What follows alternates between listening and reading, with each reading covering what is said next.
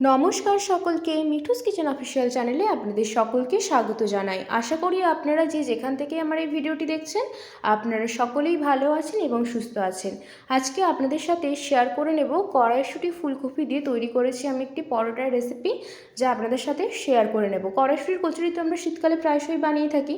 এবার আর কচুরি না বানিয়ে এই রেসিপিটা ফলো করে যদি এমনভাবে পরোটা বানানো যায়, সকলে কিন্তু খুব তৃপ্তি করে খাবে। তার জন্য কিন্তু আমি এখানে একটা ভাজা মশলা বানিয়ে নিচ্ছি।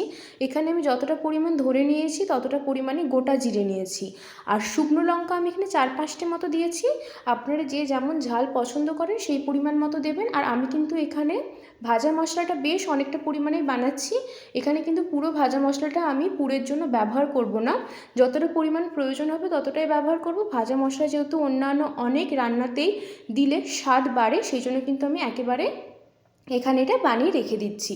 এরপরে কিন্তু ভালো করে এটা ভেজে নিয়েছি যতক্ষণ অবধি খুব সুন্দর একটা স্মেল বেরিয়ে আসছে। তারপরে কিন্তু এটা আমি মিক্সিং জারের মধ্যে নিয়ে নিচ্ছি। মিক্সিং জারের মধ্যে নিয়ে কিন্তু এটাকে ঠান্ডা করে তবে কিন্তু গুঁড়ো করতে হবে। গরম অবস্থায় গুঁড়ো করাটা একেবারে কিন্তু উচিত না। এর মশলাটা যখন একদম ঠান্ডা হয়ে আসবে তখনই কিন্তু আমি সুন্দর করে একটা পাউডার বানিয়ে নেব। দেখুন আমি কিন্তু এখানে এটা গুঁড়ো করে নিয়েছি, খুব সুন্দর করে কিন্তু আমাদের ভাজা মশলাটা গুঁড়ো হয়ে গিয়েছে।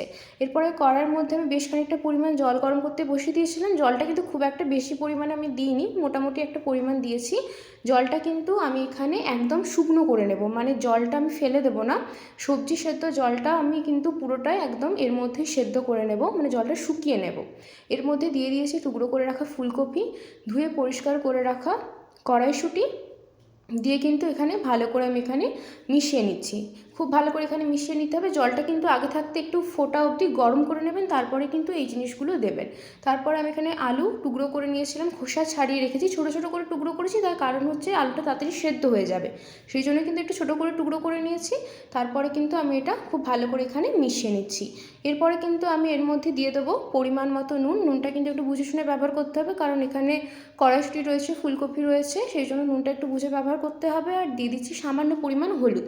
যদি সবজিগুলো একটু দেখতেও ভালো হয়, হলদে কালার হয়ে যাবে, সেই জন্য কিন্তু আমি এখানে হলুদটা দিয়েছি। হলুদটা অপশনাল, আপনারা চাইলে দিতেও পারেন, নাও দিতে পারেন, তবে হলুদটা দিলে কিন্তু ভালো হয়, সেই জন্য কিন্তু আমি এখানে হলুদটা দিয়েছি। এরপরে কিন্তু খুব ভালো করে এখানে নুন আর হলুদটা ফুলকপি, কড়াইশুঁটি আর আলুর সাথে কিন্তু আমি এখানে মিশিয়ে নিচ্ছি।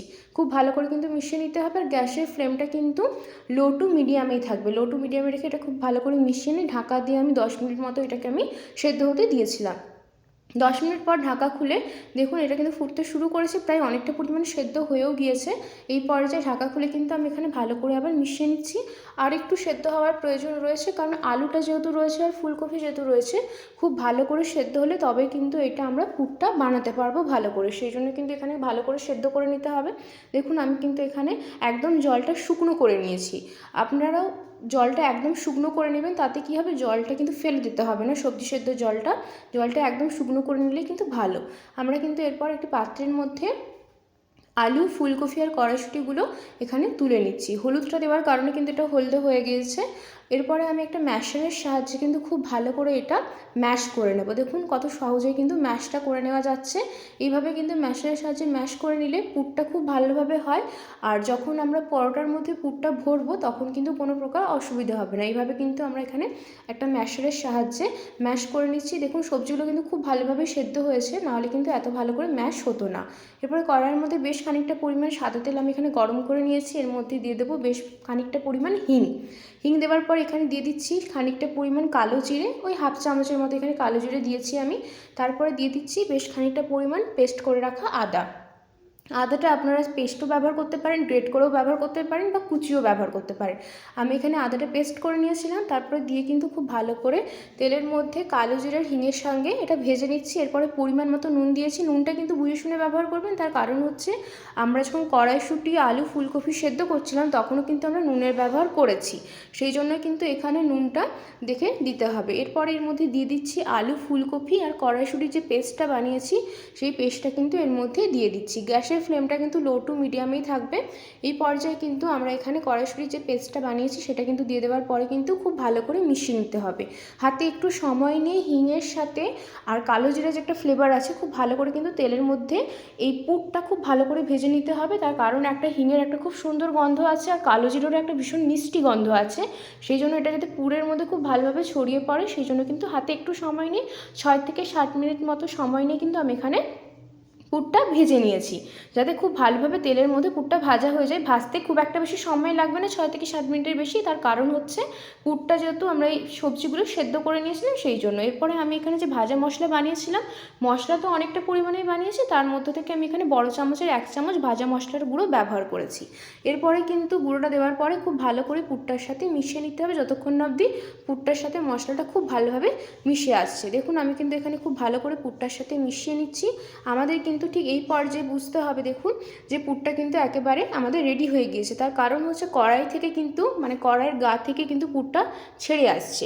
আর কিন্তু পুরটা খুব বেশি করে ভাজার প্রয়োজন নেই। মশলাটা যখন ভাজা মশলাটা যখন পুরটার সাথে খুব ভালোভাবে মেশানো হয়ে যাবে তখন কিন্তু বুঝতে হবে যে আমাদের পুরটা কিন্তু একদম রেডি হয়ে গিয়েছে আর কড়াইয়ের গা থেকে কিন্তু ছেড়ে আসছে। ঠিক এই পর্যায়ে কিন্তু দেখুন পুরটা আমাদের একেবারে রেডি হয়ে গিয়েছে। এরপরে কিন্তু আমি কি করব, আর কিছুই না, পুরটা কিন্তু রেডি হয়ে গিয়েছে। ঠিক সেই জন্য কিন্তু আমি একটি পাত্রের মধ্যে পুরটা তুলে নিচ্ছি। যে কোনো পুর ভরা পরোটা বানান না কেন, পুরটা যখন ঠান্ডা হবে তখনই কিন্তু পরোটার মধ্যে লেচির মধ্যে স্টাফিংটা দেবেন। গরম থাকা অবস্থায় একেবারেই পুর ভরবেন না। আমি কিন্তু এখানে যে পুরটা আমাদের রেডি হয়ে গিয়েছে, পুরটা রেডি হয়ে যাওয়ার পরে কিন্তু আমি এখানে পুরটাকে ঠান্ডা করে নিয়েছি, তারপরেই কিন্তু আমি লেচির মধ্যে ভরেছি। আমি দেখুন এখানে একটি পাত্রের মধ্যে জল গরম করতে বসিয়ে দিয়েছি, প্রায় 500 ml জল আমি এখানে গরম করছি। এরপর আমি আটা নিয়েছি, আটার মধ্যে দিয়ে দিচ্ছি পরিমাণ মতো নুন আর বেশ অনেকটা পরিমাণ জোয়ান। আমি কিন্তু আটার সাথে জোয়ান, যে কোনো পুর ভরা পরোটায় যদি আটার সাথে জোয়ানটা মাখানো যায় তাহলে কিন্তু খুব ভালো খেতে হয় আর হজম শক্তিও বাড়ায় জোয়ান, সেই জন্য কিন্তু আমি এখানে জোয়ানটা দিয়েছি। এরপরে একটা হাতার সাহায্যে আমি এখানে মিশিয়ে নিয়েছি শুকনো উপকরণগুলো, তারপরে গরম জল দিয়ে দিয়েছি।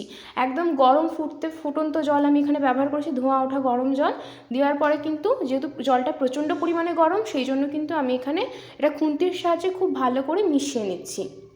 তারপরে যখন মনে হচ্ছে যে এবার আমি হাত দিয়ে মাখতে পারবো তখন কিন্তু আমি হাতের ব্যবহার করেছি। এখানে কিন্তু আমার মনে হয়েছে আরও একটু জলের প্রয়োজন, সেই জন্য কিন্তু আবারও সামান্য পরিমাণে একটু জল দিয়েছি। এই জলটা কিন্তু নর্মালি দিয়েছি, কারণ তখন কিন্তু গরম জলটা আমি পুরোটাই ঢেলে দিয়েছিলাম, সেই জন্য কিন্তু এটা নর্মাল।